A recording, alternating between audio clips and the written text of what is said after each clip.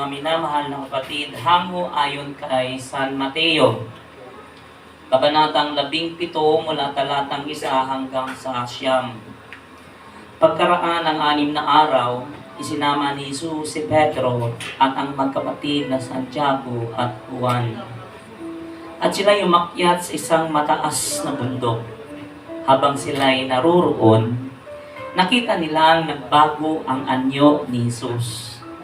Nagliwanag na parang araw ang kanyang mukha at nagningning sa kaputian ang kanyang damit. At nakita ng 3 alagad, sina Moises at Elias, na nakikipag-usap kay Jesus.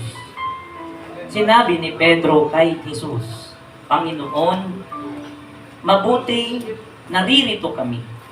Kung gusto ninyo, magtatayo ako ng 3 tulda, isa sa inyo, isa kay Moises, at isa kay Elias." Habang nagsasalita pa si Pedro, nililiman sila ng napakaliwanag na ulap. Mula rito'y may tinig na nagsabi, "Ito ang minamahal kong anak na lubos kong kinalulugdan. Pakinggan ninyo siya." Nang marinig ng mga alagad ang tinig, labis silang natakot at nagpakitapa. Ngunit nilapitan sila ni Jesus at hinawakan. "Tumayo kayo, huwag kayong matakot," sabi niya. Nang tumingin sila, si Jesus na lamang ang kanilang nakita. Habang sila'y mababa sa bundok, iniutos sa kanila ni Jesus, "Huwag ninyong sasabihin kaninuman ang tungkol sa pangitain hanggat hindi muling nabubuhay ang anak ng tao." Mga minamahal na kapatid, sa Panginoong Kristo ang mabuting balita ng ating kaligtasan. Pinupuri ka namin, Panginoong Kristo. Yan. Nasanay tayo sa palakpakan eh. Amen.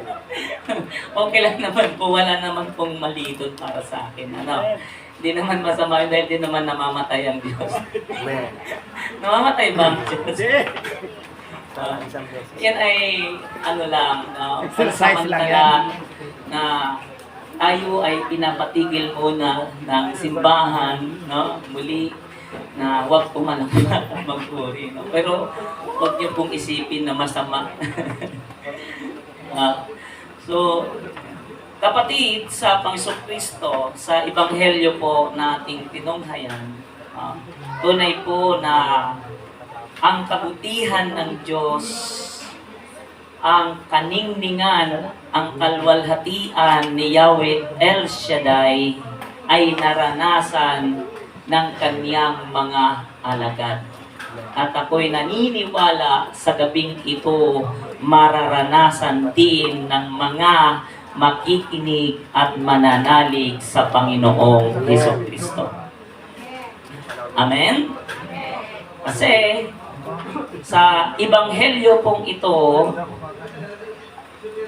ating pong pag-usapan ang discerning God's voice versus the enemy's voice. Pagtukoy ng tinig ng Diyos at tinig ng kaaway. Dahil sabi nga ni Yahweh sa Ebanghelyo, narinig ng mga lagad ng Panginoong Kristo, "Ito ang minamahal kong anak na lubos kong kinalulugdan. Pakinggan ninyo siya." Pakinggan. Sabi mo sa iyong katabi, pakinggan mo ang Panginoong Jesus.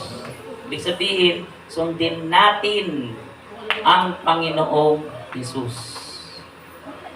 Kaya naman, nakarang Ebanghelyo, kung maalala natin, ang Panginoong Hesukristo, nang siya po ay bagong bautismo sa Ilog Jordan, dinala siya ng Espiritu Santo sa ilang upang hayaang subukin o tuksuhin ng dyablo. So doon po nagtagisan sila ng talino sa Biblia. Naririnig po ni Kristo ang tinig ng bad spirit o ng dyablo. At ngayon, sa Ebanghelyong ito, narinig ng mga lagad ang tinig mismo ng Diyos Ama na si Yahweh El Shaddai. Ang tanong ko po ngayon sa inyo, huwag niyong sagutin sa isip lang. Anong gusto niyo? Ang Diyos mismo ang magsasalita o ang kanyang isinugo para sa atin? Kasi sa lumang tipan, kapag ang Diyos ay bumaba sa bundok ng Sinai at katagpuin ang kanyang mga chosen people, sinasabi ng mga Israelita kay Moises, kayo na po ang humarap kay Yahweh sapagkat kami ay natatakot. Bakit sila natatakot sa Diyos? Nakakatakot ba talaga ang Diyos? Kung may kasalanan tayo, dapat lang talaga matakot tayo. Kasi pag bumaba ang presensya ng Diyos sa bundok ng Sinai, dumadagundong. Alam niyo po yung napakalakas bigla ng pulo, may kasama pang kidlat. Nagugulat tayo, napapasigaw tayo eh. So ganon ang pakiramdam ng mga Israelita. Kaya ayaw nilang sila mismo ang lumapit sa Diyos.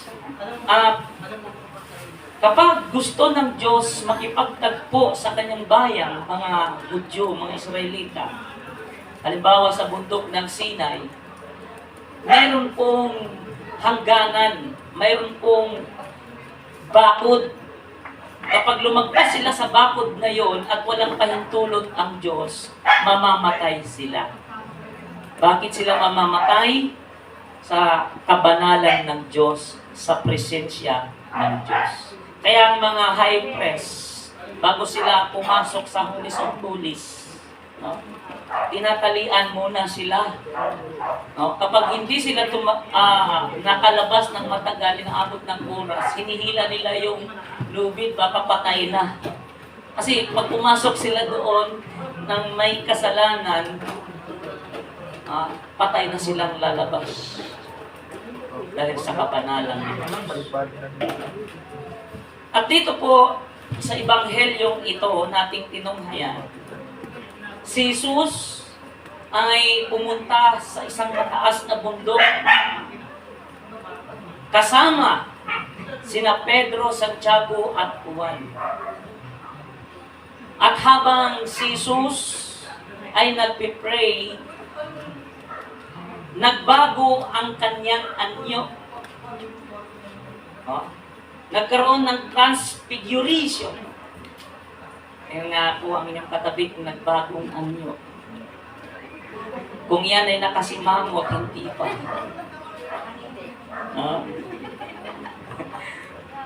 Tulala ba? Seryoso? Anong aura? Nagningning na parang araw sa busilak ng kaputian ang damit ng Panginoon. At yun ay nasaksihan ng kanyang mga alagad. Kaya nasabi nila kay Kristo, sabi ni Pedro, Lord, kung gusto niyo po, ipagtatayo namin kayo ng kubol. Isa kay Moises, isa kay Elias, at isa po sa iyo. Bakit yun nasabi nila? Kasi ang sarap-sarap ng kanilang pakiramdam. Ang nangyari ngayon ay parang movie, thriller, patikim, pauna, advertise, ng pagiging pagka-Diyos ni Kristo. Dahil sa sandaling iyon na pinakita ni Kristo ang kanyang pagka-Diyos, yun ang totoo niyang glorified body. Yun ang kanyang maluwalhating katawan. Perfect body na hindi nadadanas ng kamatayan, na hindi na magkakasakit, na hindi na magugutom pa kahit kailan. At yun ay pinakita sa kanila upang sila rin ay magkaroon ng pagnanasa, desire na maglingkod ng totoo sapagkat hindi biro ang kanilang kahaharapin pagbaba ng bundok. Kaya pinatikim sa kanila ang uumapaw na kalwalhatian ng Diyos. Yun po ay isang pangitain, sabi ng Panginoon. Kaya nga pagbaba ng bundok, pinayuhan ni Jesus ang kanyang mga alagad. Huwag niyo itong sasabihin hanggat hindi muling nabuhay ang anak ng tao. Sa panahon na yon na ang kanyang mga alagad ay nasaksihan ng pangitain, nakausap ni Kristo si Moises at Elias kung bakit sila nandoon.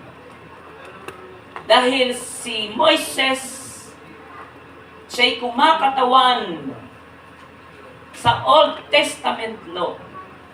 Si Elias ay kumakatawan sa lahat ng hula ng mga propeta.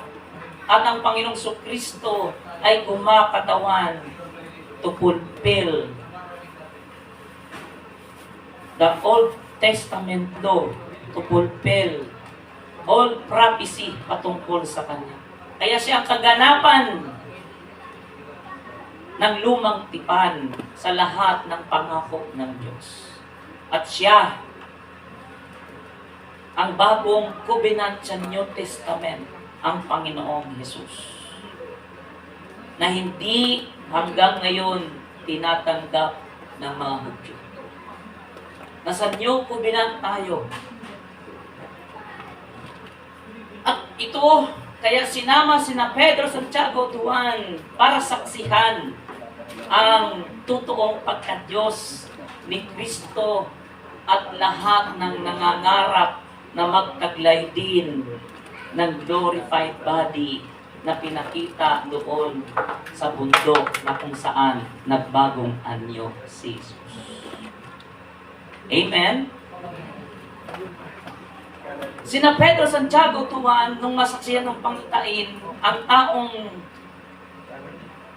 nakakaranas ng pangitain, sila po ay nawawala sa sarili nilang ulirat. Wala sila sa sarili nilang kamalayan. Hindi nila kontrol ang kanilang sarili. At sabi doon, narinig nila ang tinig ng Diyos na si Yahweh mismo na itong minamahal kong anak na lubos kong kinalulugdan. Kaya naman si Banghelyo ngayon na ating pinag-uusapan, discerning God's voice versus the enemy voice, mga kapatid. Ang Panginoon o ang Holy Spirit, ang bad spirit o ang demonyo, pareho po ang tono ng kanilang boses. So, paano natin madi-discern? Paano natin matukoy? Paano natin malalaman Kung ang boses, kung ang mensahe na ating napapakinggan ay galing sa good and bad spirit. Kapag ang boses o mensahe o bulong nating napapakinggan o tinig nating napapakinggan kumukontra sa Biblia, lumalabag sa salita ng Diyos, at ang resulta ay masama, malinaw na galing sa bad spirit o evil. Kung ang ating napapakinggan, narinig na mensahe o tinig, bulong, hindi sumasalungat sa Biblia, hindi kumukontra sa salita ng Diyos, sumasang-ayon sa utos ng Panginoon, ang resulta ay mabuti, malinaw, galing sa Holy Spirit. Subak tayo po doon malito. Lahat tayong binyagan ay meron tayong discerning spirit.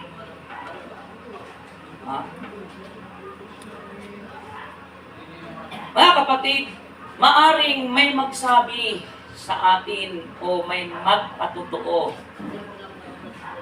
Pwede niyang sabihin, nakita ko si Jesus sa alapaan. Nakita ko si Maria. Nakita ko si Nenyo o sinumang mga santo. Tanungin mo muna, Sister, Brad, may problema ka ba? Tanungin mo muna, baka gutom ka lang, pakainin mo muna. Pag pinagpilitan niya, talagang nakita ko ng dalawang mata ko. Narinig ko pa nga ang boses eh. No? Kapatid, ang kanyang maaring nakita ay katulad ng Ebanghelyo ay isang pangitain o kaya apparition lamang. Ito'y presensya lamang ng Diyos. Kapangyarihan lamang ng Panginoon. Hindi literal na Diyos yun mismo. Hindi siya pwedeng makita ng mukhaan. Kaya nga doon sa bundok ng Sinai, pag bumaba ang presensya ng Diyos, mayroong hangganan, may bakod. Kasi pag lumagpas sila doon, mamamatay sila sa kabanalan ng Diyos. Kasi bilang isang tao, hindi kakayanin ang presensya ng Panginoon.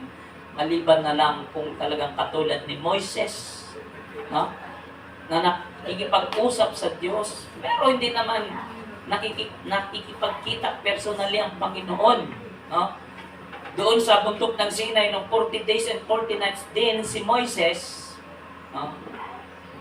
Sa pagitan ng dalawang bato, dumaan ang Panginoon o ang Diyos in split second lang, parang kidlat lang, likod lang, hindi mukha. Kaya pag baba ni Moises sa bundok ng Sinai, nagniningning din ang kanyang mukha, nagliliwanag. Bilang kausap niya, kasama niya ang Diyos sa 40 days and 40 nights, yung kabanalan ng Diyos ay na-transfer o nahawaan si Moises. Tayo din. Hindi man magningning ang mukha natin, pero sa ating patuloy na pagdalo, sa ating patuloy na pakikinig, sa ating patuloy na pagpupurit pagsamba, nararamdaman ng ibang tao, ibang-iba ang presensya ng bawat isa sa atin sapagkat nadadama nila ang Panginoon sa ating mga buhay. Amen? Kaya naman, sa gabing ito, sa paksa natin, sapagkat sabi nga ng Hebrews chapter 4 sa verse 12, ang salita ng Diyos ay buhay at mabisa. Mas matalas kaysa alinmang tabak na magkabilay talim. Ito'y tumatagos maging sa ibuturan ng kaluluwa at espiritu. ng mga kasukasuan at buto at nakakaalam ng mga iniisip at binabalak ng puso. Kaya dito sa discerning God's voice versus enemy's voice, kapatid sa Panginoon, unahin natin ang enemy's voice.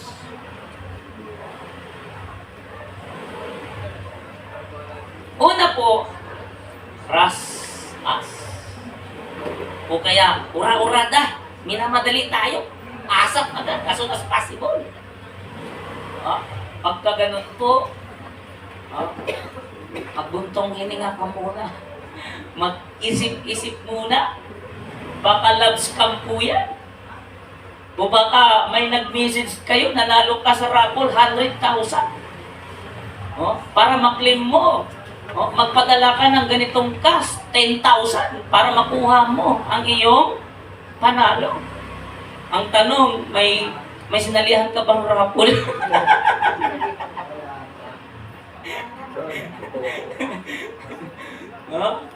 O kaya naman, mayroong nag-notification sa Facebook mo, ibigay mo raw ang code. Nung sinend mo, mamaya di mo na ma-open Facebook mo. Nahack na.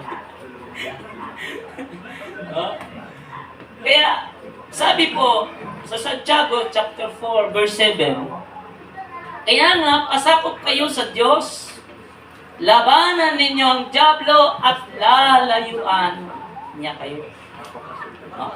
Paano natin lalabanan ang dyablo? Sabi, pasakop sa Diyos. Ganun natin siya lalabanan. Yung kinakanta natin na, tapakan mo siya, durugin mo siya.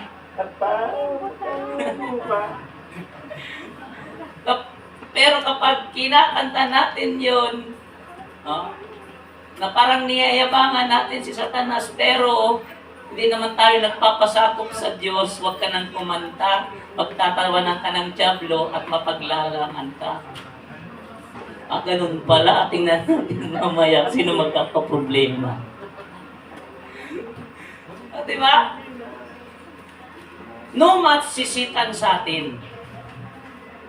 Kung tayo po ay namumuhay sa kalooban ng Diyos, namumuhay tayo sa katotohanan, sa pagmamahal ng Panginoon, wala siya. Bawat prayer mo, natatakot siya. Nayayanig ang kanyang kaharuan. Kahit isang prayer partner, kahit bago ka lang natindes, pero totoo tayong nananalig sa Diyos, nagpapasakop tayo sa Kanya. Bawat dalangin mo, kinakabahan si Satanas. Amen. Pero, kapag tayo hindi nagpapasakop sa Lord, humanda ka sa ganti. Yun po yun eh. Di tayo pwedeng magmalinis. Kilala tayo ng masamang espiritu. Kilala niya ang sino mang nagtataglay sa atin ng Holy Spirit. Alam niya ang buhay natin. Kaya para tayo magtagumpay, wala ang inyong village, tagumpay. Laging tagumpay, wala, katalo-talo. Palakpak daw ng kwarisma. Tahimik. Naninibago ako. Bless the Lord. Okay. So, mga kapatid, enemy's voice, number 2, push us. Sabi sa Genesis chapter 3, sa verse 13, at sinabi ng Panginoong Diyos sa babae, ano itong iyong ginawa? At sinabi ng babae, dinaya ako ng ahas at ako'y kumain. So, itinutulak siya sa pagkakasala. Dahil sa lahat ng nilikha na hayop ng Diyos, ito ang pinakatuso, ang ahas. Sabihin mo sa iyong katabi, tuso ka ba? Hindi naman rod. Kasi ang tuso ay ahas yun eh. Ha? Ayun. Kasi nung sila ay sa Garden of Gethsemane, Garden of Eden. Lugar, bundok yun ng pagdurusa. Okay. Sa Garden of Eden, sabi ng ahas, no? Totoo ba na pinagbabawal sa inyo ang lahat ng mga pagkain sa halamanan ni Yahweh? Hindi naman, sabi ni Eva. Maliban na lang doon sa gitna na punong iyon na pinagbabawal sa amin na kapag kinain namin yon siguradong mamamatay kami.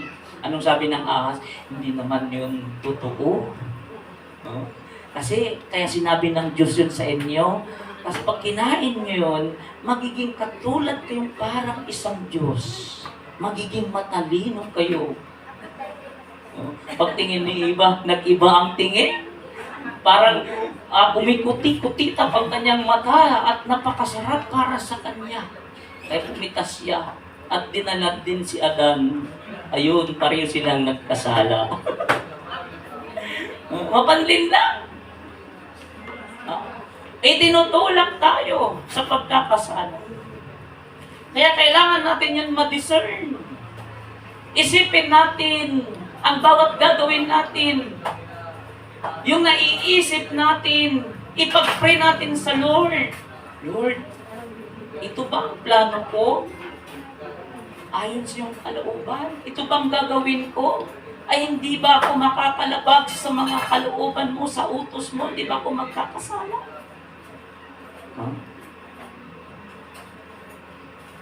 Kaya, kailangan po natin yon isipin kung ano ang magiging kahinanaknan. Kung alam nating masama, galing po yun sa bad spirit. Huh? Kahit maganda pang kanyang offer, pero kung ang resulta, hindi ayon sa kalooban ng Diyos, pinalalayo ka sa gawain ng Panginoon o pinalalayo ka sa kalooban ng Panginoon, tanggihan mo. At kapag yan ay tinanggihan mo, sabi nga, pag pinagsarhan ka ng pinto, maraming bintana ang magbubukas. Di ba, nung nakarang ebanghelyo, nung si Jesus po, ang lahat ng panunukso ng dyablo sa kanya, sa lahat ng paraan, hindi nagtagumpay ang dyablo, hanggang sa pinalayas ni Jesus, si Satanas, lumayas ka, Satanas, hadlang ka sa aking landas. Saka dumating ang mga anghel, at siya'y pinaglingkuran. Anong klaseng mga anghel yun? Anghel na magdadala ng biyaya at pagpapala, ng katugunan, ng kagalingan, ng lahat ng kailangan natin. Ang mga anghel ng Diyos ay mamanhik manaog sa atin, busy sa pagdadala ng blessing mula sa Panginoon. Kasi nagtagumpay tayo sa lahat ng temptation, mga kapatid, sa Panginoon. Okay. Pang-ilan na po sa enemy's voice. Number 3, to frighten us. Sabi doon sa unang Pedro, kabanatang 5, sa talatang 8, maging handa kayo at magbantay. Ang dyablo na kaaway ninyo ay parang liyong umuungal at aali-aligid, naghahanap ng malalapa. Malalapa talaga. Alam niyo, kapag yung hambaw aso, hinagisan mo ng hilaw na karne, ganun kanya lalapain. Paano man lalapa ang isang dyablo? No?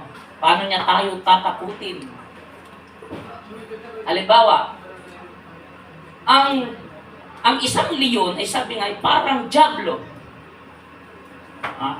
Ang mga hayop, halimbawa nagkukumpol-kumpol o sama-samang mga hayop, biglang umuungal ang leon. Wow! Ang leon. Ang mga hayop po, pag narinig nila yun, magtatakbuhan kanya-kanya ng napakabilis, baka sila'y mabukan. At ang tatargetin at titingnan, ang hahanapin ng leon ay yung mabagal tumakbo. Yung paika-ika kung maglakad. Ha? Yung mahina na. Ha? Ibig sabihin noon, pag muling magkakatipon ang mga hayop na yon, alam na niya kung sino ang kanyang bibiktimahin. Yung mabagal, yung mahina. No? At kaya pag umungal siya uli, yun na ang kanyang target. Sino yun? Pala absent yun. Excuse me po. Yun yung mga wither ang faith. Pag magandang panahon, nas gawain. Pag hindi, wala na rin. Pag may kailangan sa Diyos, saka lang maghahanap sa Panginoon. Saka, kung mayroong kahilingan sa Panginoon, saka lang hahanapin ang gawain. Yung pang-anniversary lang ba? Pero di naman lahat. Depende naman po yun sa motibo. Baka naman sila ay hindi na makatulog. Depende naman po yun sa inyong conscience. Depende naman po yun sa talagang ang Diyos at ikaw nakakaalam. Yung mga nag-backslide, yun. Talagang kailangan po yung manumbalik sa Panginoon. Okay. Number 4, enemy's voice discourage us. Sabi po sa 2 Korinto sa kabanatang 11 sa talatang 3, ngunit nag-aalala akong baka malason ang inyong isipan at mailayo kayo sa tapat at dalisay na pananampalataya kay Kristo tulad ni Iba na nalinlang ng ahas. Yun ang ginagawa ni Satan. Dinidiscourage tayo. Pag pinanghinaan ka ng loob, sinabi niya sa iyo, tagal-tagal na ng kahilingan mo, hanggang ngayon wala pa rin. Ang sipag-sipag mo sa gawain, hindi ka naman, parang wala namang pagbabago sa buhay mo. Pag in-entertain mo, ayaw ko na maglingkod.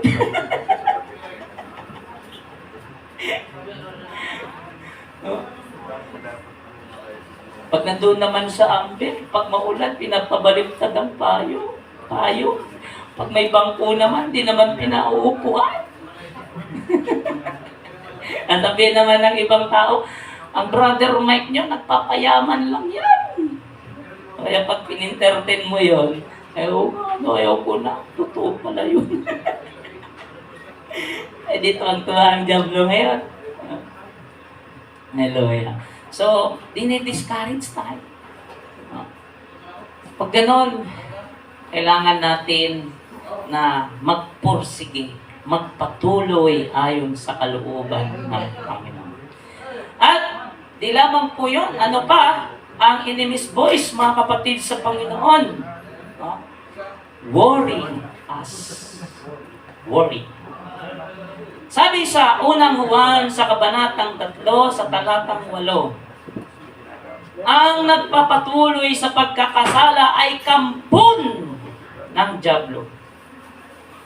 Sapagkat sa simula pa ay nagkakasala na ang dyablo, kaya naparito ang anak ng Diyos upang wasakin ang mga gawa ng dyablo.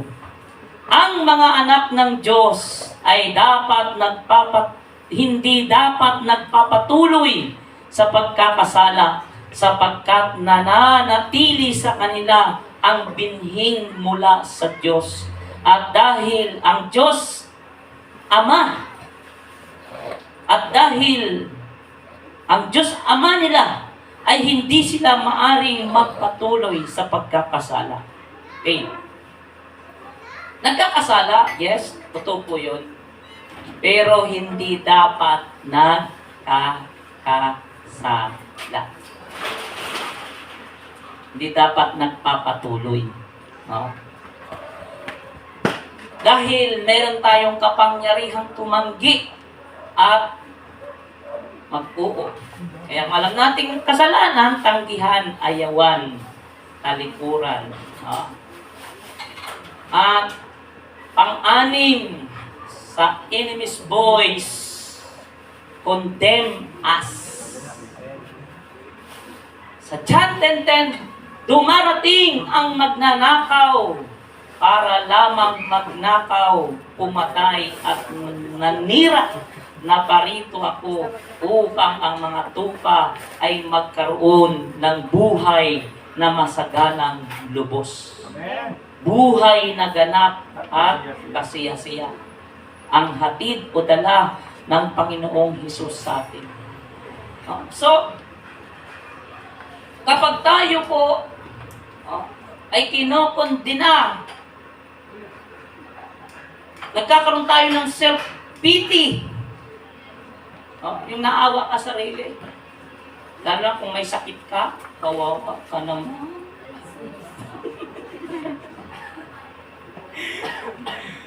Hindi ka naman answer prayer. Gaganunin ka pa nun eh. Para kang walang Diyos. Gaganunin ka na, di ba niya?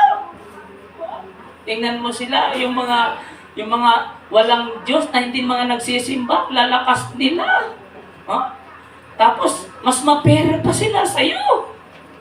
Pag pinakinggan mo, in-entertain mo, ay, ayaw ko na. Kapatid, tinetempt ka lang. Sinusubok ka lang. Baliktarin mo. Hindi totoo yan. Kilala ko ang Diyos ko. Ang Diyos ko ay God provider. Ang Diyos ko ay Diyos ng provision. Diyos ng mananagumpay. Huwag mo entertain yun. Baliktarin mo. Labanan mo nga eh. Kaya, mga kapatid sa Panginoon, ito, sharing ko lang, no? Kapag tayo po ay naging kagamit-gamit na sa Panginoon, kapag tayo po ay napapansin, napupuri, ako minsan, nakakarinig na ako, sabi nila, Brother Gab, para ka nang si Brother Mike Magto. Meron naman nagsabi, para ka nang Amor Solo. Just ganun. Pag kayo nakarinig ng gano'n, i-appreciate nyo. Thank you po. Salamat sa Diyos. Glory to God. Pag mo sabihin sa sarili mo, di naman tutuyo. Bumabagsak po tayo sa false humility kapag gano'n. I-accept mo, salamatan mo.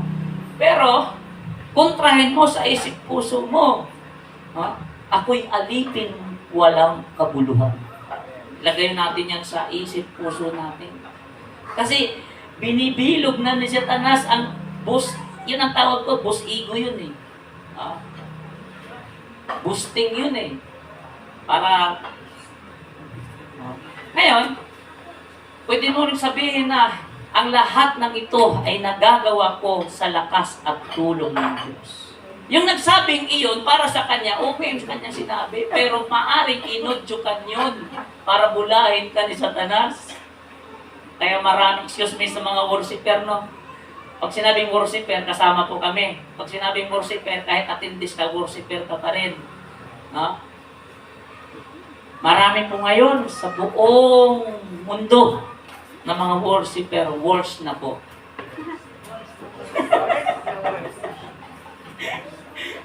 ang lalaki na. O kaya, ang titigas na. Dahil pang preacher. Excuse me po. Paalala lang. No? Nakikipaglaban tayo spiritually. Si Satanas, tandaan natin, worshiper yun. Pumapangalawa sa Diyos yun. Bawat galaw nun, musika. Bawat bigkas nun, awitin. Kaya, walang exemption. Sabi nga, pag pinagpala ka ng Diyos, pag pinarangalan ka ng Panginoon, habang dumadakila, lalong magpakumbaba para yung blessing tuloy-tuloy. Sandaling tayo magyabang, yun na po yung pagbagsak natin. Ang ating dunong, ang ating kalaman, ang ating husay at galing, ang mga gifts natin, lahat yan, kaloob lamang ng Diyos. Lahat tayo instrumento lang ng Panginoon. Kapag inangkin natin yan for self-glorification, pinagtawanan na tayo ng diablo. Sabi niya, wala para tong pinagkaiba sa akin. Ha? Kaya, huwag niyong masamain. Ha? Kasi, marami minsan mga gawain, pag nagtok ang preacher, nagtutok din sila sa likod. Busy sila kakwentuhan.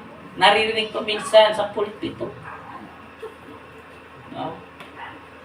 Kaya, hindi tayo pinariringgan para tayo saktan. Pinariringgan tayo ng Panginoon para tayo po ay hindi mapaglalangan ng masamang espiritu. Kasi hindi ito gawain ng tao. Gawain ito ng Diyos. Kaya wag natin gawing biro. Wag natin gawing parang kumpanya. Wag natin gawing parang ito ay laro-laro lang o gawa-gawa lang. Hindi po. Kapag ganun tayo, wala tayong mararating sa gawain. Sa halip na pagpapala, sumpa. Hindi ko to sinasabi para takutin tayo, para maging aware tayo.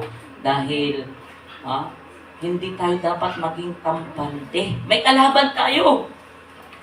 Kung tayo nagsisipag 24 hours, ang diablo, 24 hours and 7 days hindi natutulog. Tayo natutulog. Kaya, kailangan natin ng God's protection. Hallelujah. Quarter na pala. So, God's voice naman tayo. Bilisan ko na po ito. God's voice, dito po sa discerning the voice of God versus the enemy's voice, kapatid. Protect us. Sabi sa aklat ng awit 121 sa verse 7, iingatan ka ng Panginoon sa lahat ng kasamaan at kanyang iingatan ang iyong kaluluwa.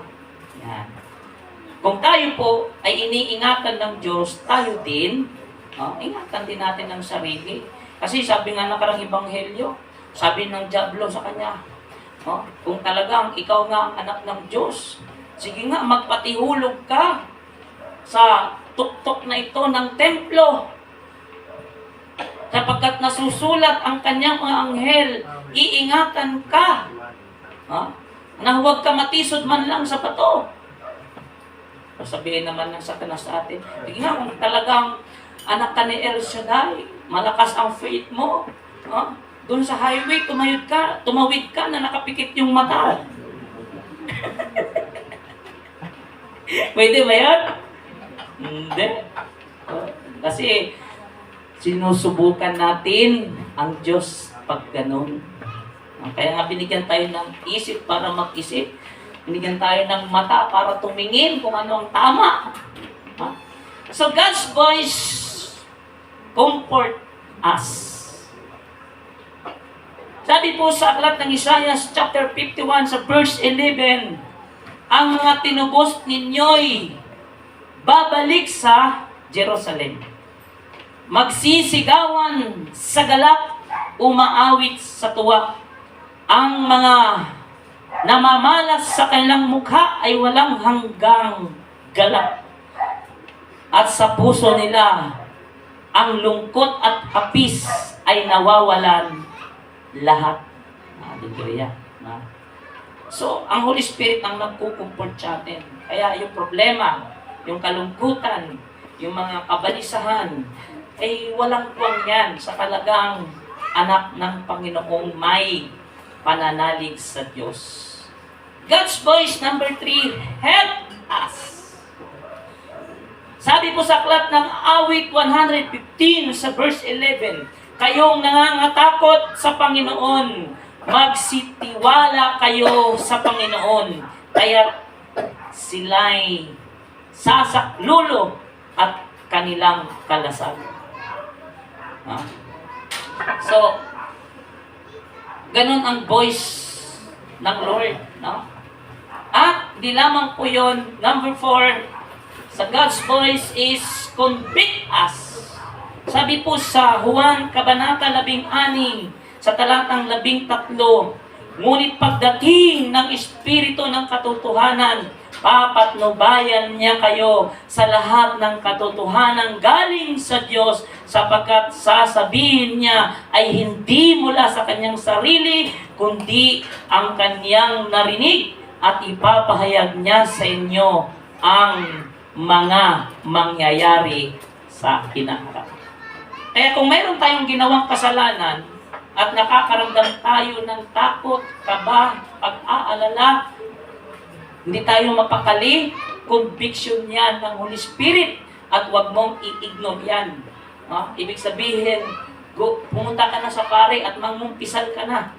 O kaya, tigilan at putulin na ang gawang masama kasi ang kasunod nyon, masama na ang mangyayari. Maaaring tumigas ng puso natin. Kapag tumigas ang puso natin, kahit gusto na natin magbago, hindi na natin magawa kasi matigas na ang puso. Lahat ng sinasabi ng preacher ko, kontrahin mo na, hindi naman yan totoo, mas mabait pa nga ako dyan. Gaganon na yun sa... Sasabihin, brother, mas magaling pa ako sa'yo. Matigas na puso mo pag ganun. Okay?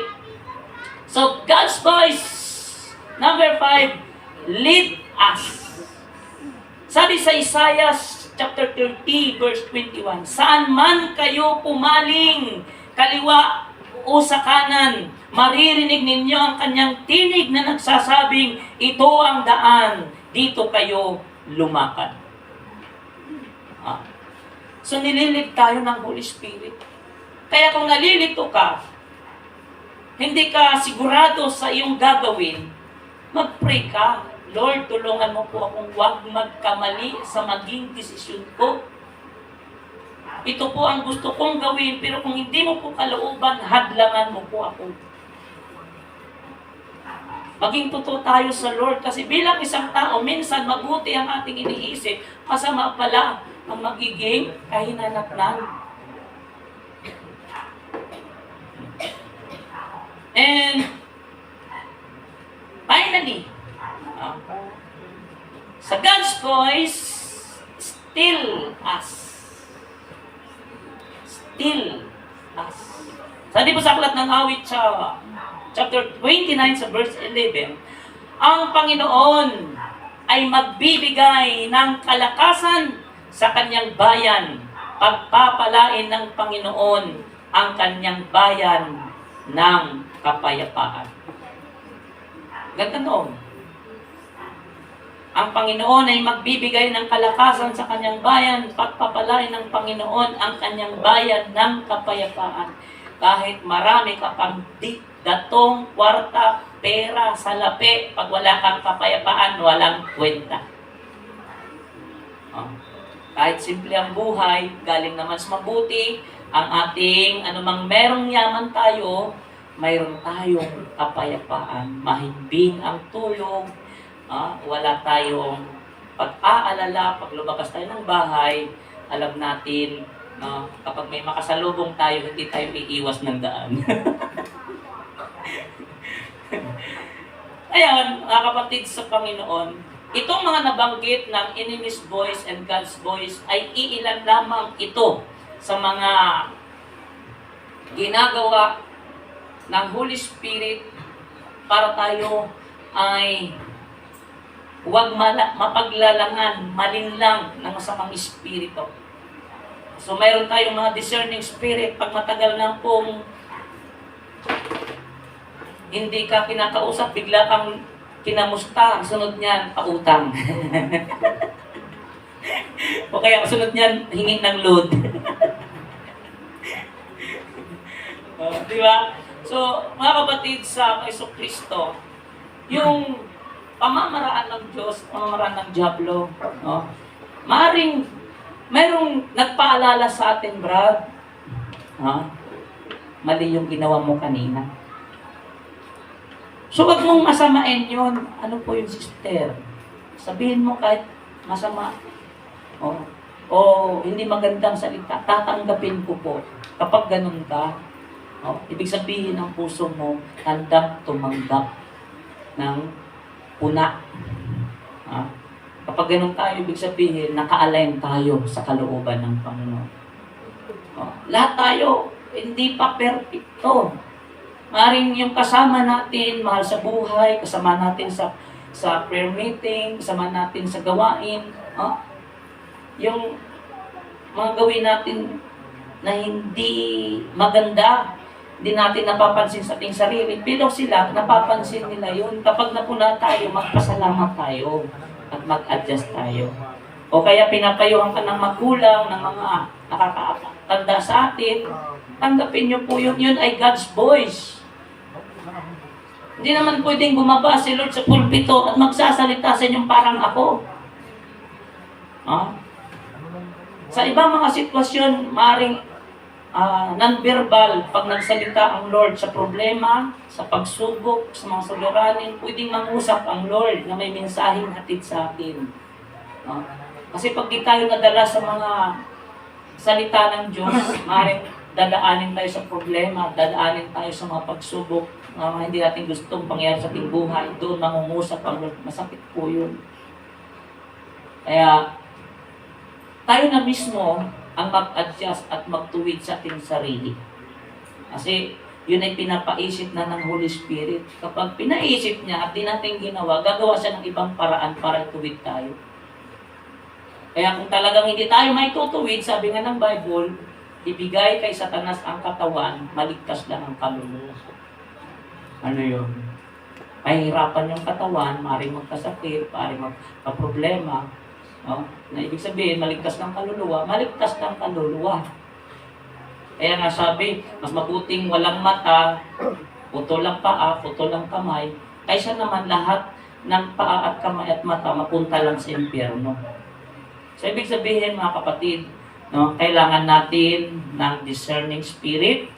So tumayo na po tayo sa Panginoon. Kung tayo ay hindi sigurado tungkol sa ating naririnig, tingnan lamang natin ang salita ng Diyos at alamin kung ito ay tugma.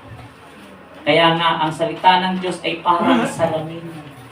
Manalamin tayo ng ating sarili sa harapan ng salita ng Diyos. At ang Diyos mangungusap ayon sa kanyang mga salita. Hallelujah. Praise you, Jesus. All the glory to you, Lord, sa gabing ito. Feel the presence of the Lord, mga kapatid sa Panginoon. Hindi malayo ang Diyos sa mga tao. Ang puso ay konektado sa Panginoon. Ora ba siyang kaya ramang haturo sikira. Sa inyong pananalangin, sa inyong pagsamba, ilagay ninyo sa inyong balintataw, sa inyong isipan, sa inyong puso ang inyong kahilingan. At iyan ay kakatagpuin ng Panginoon. Kung naranasan nila Pedro, Santiago, Juan ang glory ng Lord sa gabing ito, maaari din nating maranasan kung ito ay ating mimitiin. Alam ng Lord na pagkatapos sa bundok na iyon na naranasan ng alagad, sila ay gagamitin ng Lord sa iba't ibang paraan. May problema, may mga suliranin, pero ang tanging layunin natin hanggang sa makamtan ang katagumpayan. Ano mang mangyari, ano mang pagsubok na ating mga dinadanas sa buhay. Sa gabing ito, Lord, hayaan mong